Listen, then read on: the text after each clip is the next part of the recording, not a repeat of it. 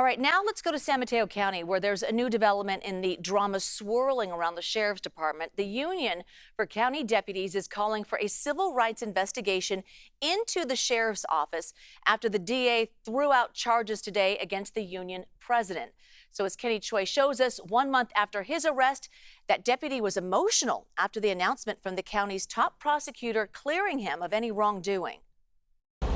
San Mateo County District Attorney Stephen Wagstaff made it abundantly clear, saying that Sheriff Deputy Carlos Tapia should never have been arrested and that the evidence establishes without question that the deputy did not commit any crimes.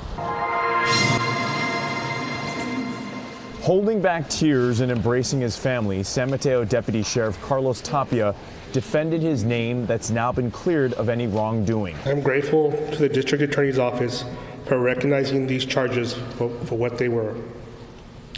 Yet another attempt at retaliation from Sheriff Corpus. On November 12th, the San Mateo Sheriff's Office arrested Tapia for felony charges of time card fraud, grand theft, and obtaining money by false pretenses. His daughter says Tapia was arrested and charged 1 day before his birthday. I'm proud of him for standing strong throughout his struggle and continuing to fight for his members. Tapia is the president of the Deputy Sheriff's Association, which has been openly critical of embattled Sheriff Christina Corpus.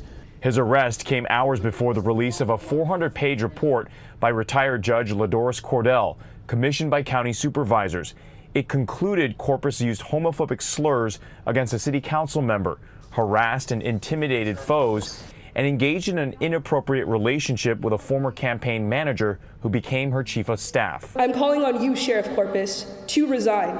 You are a sheriff that we cannot trust. To Sheriff Corpus today, we renew our calls for you to resign immediately. Sheriff Corpus issued a statement in response that reads in part, "While the criminal investigation has concluded, a separate internal review will take place, which is standard protocol when the arrest involves an employee.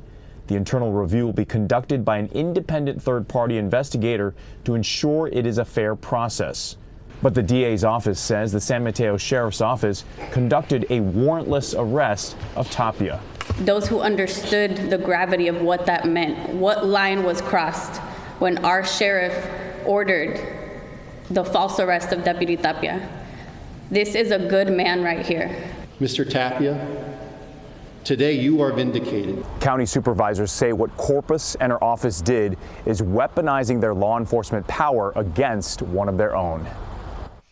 So the DA's office says Sheriff Corpus did not consult with them before making the arrest. And in the past hour, I spoke with DA Steve Wagstaff, who told me the sheriff's office had the right to make the arrest if they had probable cause, but the better way would have been to bring it to his office.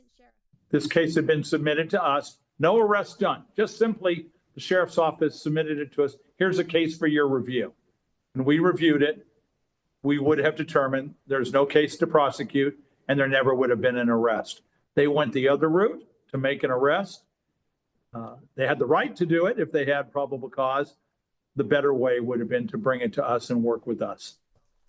So the DA said he's not making a judgment right now on whether the sheriff had probable cause, but that will be a focus of any possible civil suit. And meantime, in a March election, voters will decide whether to give the Board of Supervisors the power to remove Sheriff Corpus from office.